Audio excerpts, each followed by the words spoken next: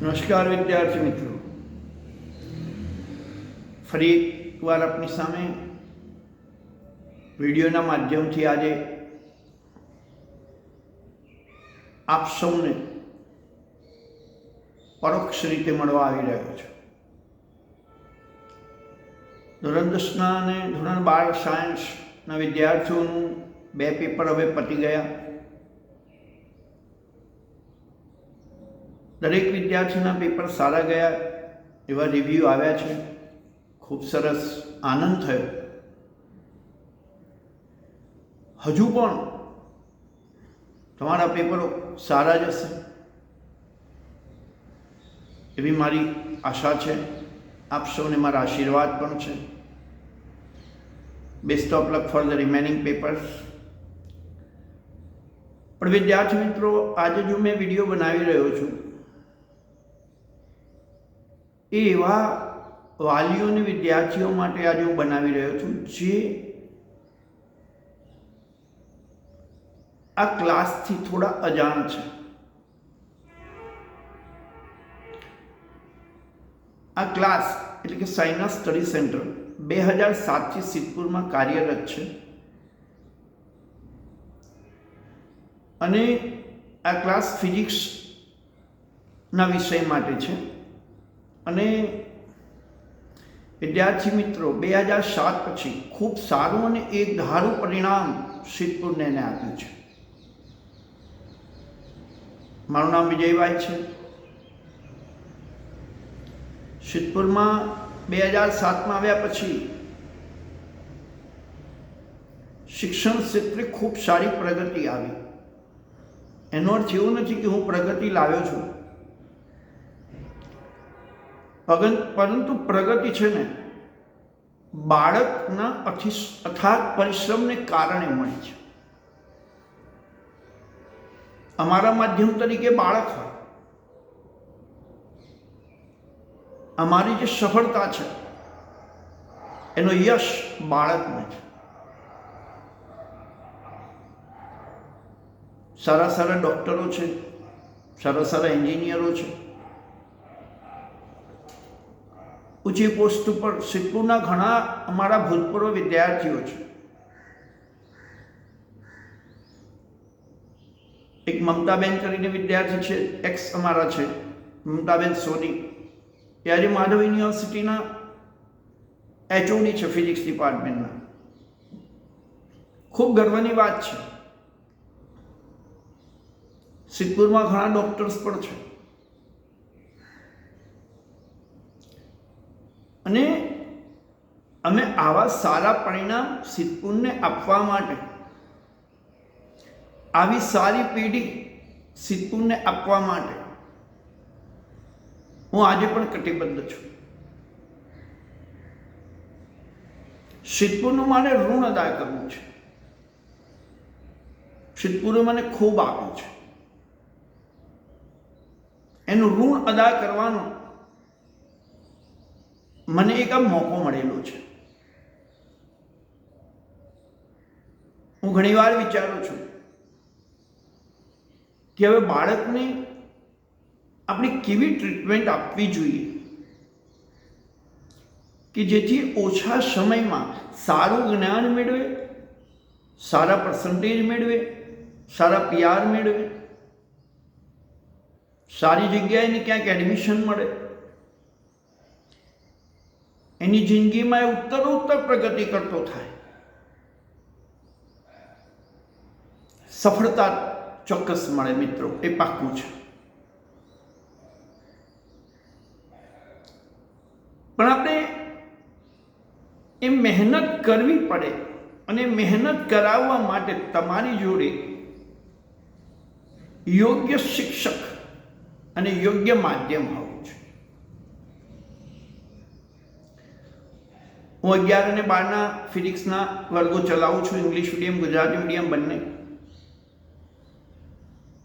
લક્ષ્મી માર્કેટમાં મારો ક્લાસ છે. આમ તો સિદ્ધપુરનો લગભગ 70% વર્ગ મને ઓળખતો હશે, પણ જે લોકો મારાથી અજાણ છે એમના માટે આ વિડીયો છે ખાસ.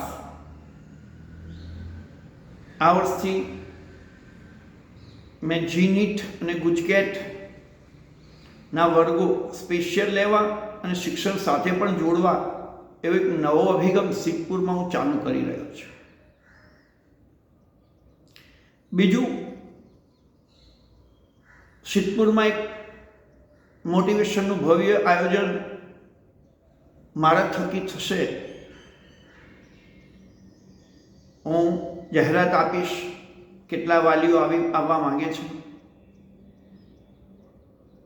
મારી સિદ્ધપુરમાં શિક્ષણ ક્ષેત્રે ખૂબ મોટી પ્રગતિ જોઈએ છે. ખૂબ મોટી પ્રગતિ જોઈએ છે. મારું એક ડ્રીમ છે કે કોઈ પણ ખૂણે જાઓ તો ત્યાં સિદ્ધપુરનો વિદ્યાર્થી એ સારી પદ ઉપર હોવો જોઈએ, સારો ડૉક્ટર હોવો જોઈએ, જેથી સિદ્ધપુરને પણ ભવિષ્યમાં ફાયદો થાય, ભવિષ્યની પેઢીને પણ એનો ફાયદો મળે.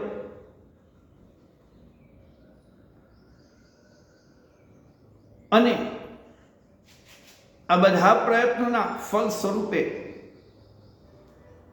અમે અહીં એક મોટિવેશન લેક્ચર્સ એટલે કે મોટિવેશન આખું એક ફંક્શન કરવાનું મારું પોતાનું એક આયોજન છે. સમય અને સ્થળ હું આપ સૌને જણાવીશ. જે વાલીઓને આવું હોય એ વાલીઓ પહેલેથી આપ નામ નોંધાવી દેશો, કારણ કે સંખ્યા લિમિટેડ હશે. સાંભળી લો, હું પ્રોફેશનલ મોટિવેટર નથી, હું પ્રોફેશનલ શિક્ષક પણ નથી. મારા એક્સ વિદ્યાર્થીઓના મુખે આપ સાંભળજો, એક્સ વિદ્યાર્થીઓ સાથે આપ સંપર્કમાં રહેજો અને એમની મારી ઓળખ એમના થકી લેજો. મારે મારી ઓળખ આપવાની જરૂર નથી. મારું પ્રતિબિંબ એ મારા એક્સ વિદ્યાર્થીઓ છે. હું એક ઉદાહરણ આપું તમને. હાઈટેક જુનિયર સાયન્સ કોલેજ 2008માં પાલનપુરમાં ઓપનિંગ થયેલું અને એમાં મયુર જોશી નામનો ફર્સ્ટ વિદ્યાર્થીનું એડમિશન હતું. મયુર જોશી એકચ્યુઅલી એના પિતા દિશામાં ગાયત્રી પેથોલોજી લેબોરેટરી ચલાવે છે. એ વિદ્યાર્થી આજે દિશામાં એક ખ્યાતનામ ઓર્થોપેડિક ડોક્ટર તરીકે કામ કરે છે. ખૂબ આનંદની વાત છે, ખૂબ આનંદની વાત છે. એની સાથે એક બેન હતા બીજા દિશાના જતા, એ પણ આજે આયુર્વેદિક ડોક્ટર્સ છે. ખૂબ સારી પ્રગતિ કરી છે. એનું કારણ એના પાયામાં મૂળભૂત શિક્ષણ છે.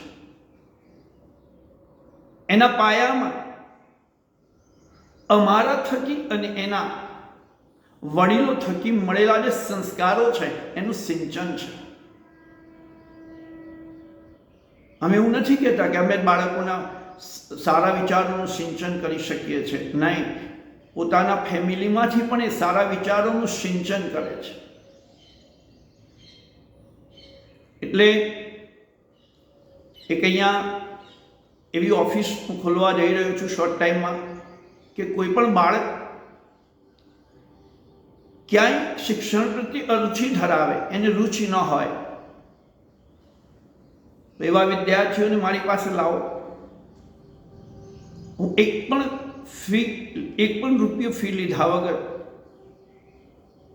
હું આપને મદદરૂપ થઈશ.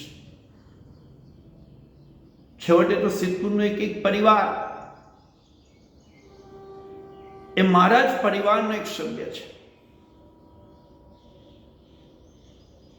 જૂની દીકરીઓ અને દીકરાઓ જે ભણ્યા છે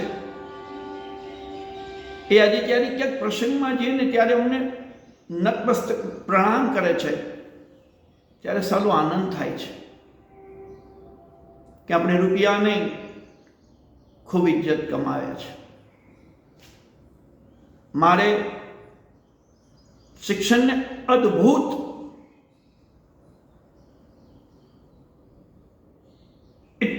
ઉચ્ચ સ્તરે લઈ જવું છે સિદ્ધપુરના,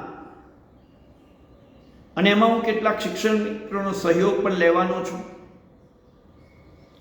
અને નેક્સ્ટ યર ધોરણ 11 સાયન્સ અને 12 સાયન્સ, આમ તો હું 5 તારીખથી 12 સાયન્સના ડેમો ચાલુ કરી રહ્યો છું ફિઝિક્સના. તો જે વિદ્યાર્થીઓએ આ ડેમોમાં આવવું હોય, એક વસ્તુ સમજો દીકરાઓ. પહેલાં હું ખાસ દીકરા અને દીકરીઓ માટે 2 મિનિટ વાત કરી લઉં. જિંદગીમાં સારું શિક્ષણ મેળવવું છે તો 2 બાબતો યાદ રાખો. પહેલી બાબત કઈ? ગાડરીય પ્રવાહમાં ન જોડાવ. અને બીજી બાબત કઈ? સારા શિક્ષકની ઓળખ હોવી જોઈએ. તમે સમજદાર છો, તમે તમારી જિંદગીનો નિર્ણય તમે આપ કરી શકો છો. તમે તમારી રીતે તમારો નિર્ણય કરી શકો એટલા અંશે આપ મોટા થઈ ગયા છો.